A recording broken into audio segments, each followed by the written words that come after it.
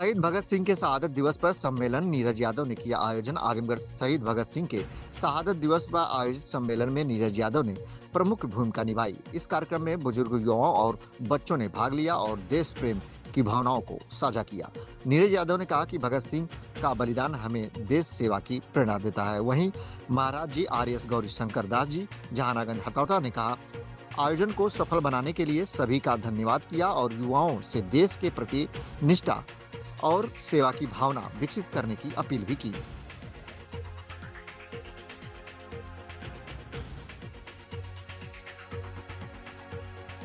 आप यहाँ पे आए, आप क्या कहना चाहेंगे और क्या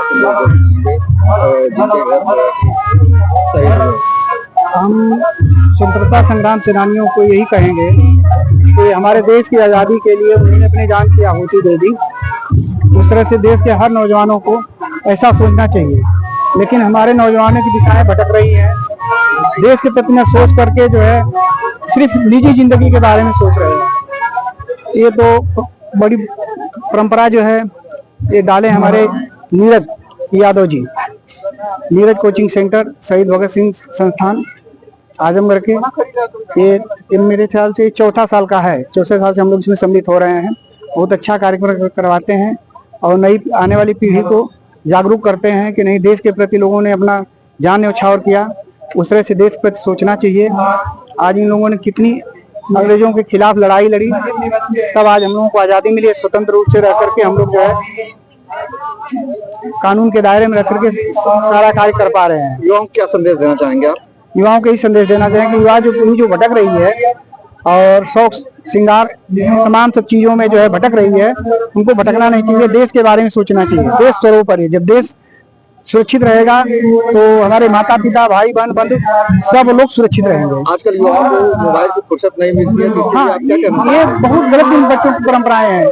इसमें बच्चों का दोष नहीं, माता पिता का दोष है। माता पिता सारी व्यवस्थाएं उपलब्ध कराते हैं और बच्चे उसका नाजायज फायदा उठाते हैं। माता पिता अगर यदि बिल्कुल शुरू से ही बच्चों को प्रति जो है बिल्कुल दबाव रखें, अपने संयम रखें, निगरानी में रखें, उनको उतना ही खर्च दें जिससे उनकी की जो है पढ़ाई की और जीवन की सारी आवश्यकताएं पूरी हों। अन्यथा सारे खर्चों से बच्चों को बचाएं।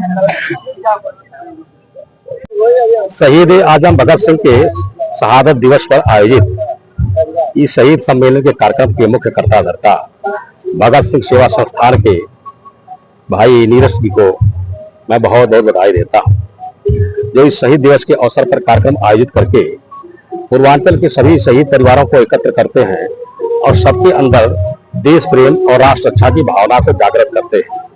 इस कार्यक्रम में प्रतिभाग करने वाले सभी सम्मानित बुजुर्गों का, नौजवान दोस्तों का, प्यारे प्यारे बच्चों का, शहीद परिवारों का, सबका मैं हृदय से धन्यवाद, आभार व्यक्त करता हूं, जिन लोगों ने इस कार्यक्रम में प्रतिभाग करके नीरज जी के इस कार्यक्रम को सफल बनाने का काम किया है।